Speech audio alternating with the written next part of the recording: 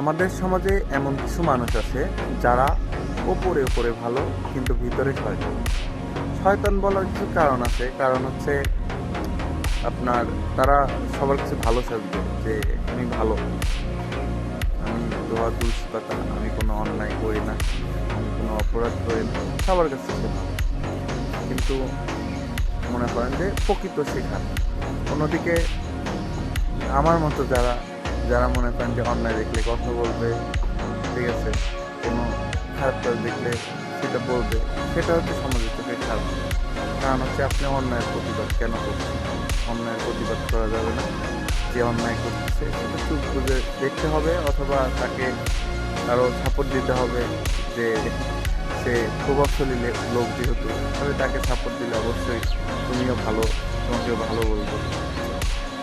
তো এখন অন্যায়ের প্রতিবাদ করা অনেক সময় ভাই খারাপ হইতে হয়, অনেকের কাছে খারাপ হওয়া লাগে, এটাই নিয়ম। আর যারা চুপচাপ থাকবে তারা হচ্ছে সমাজে ভদ্র।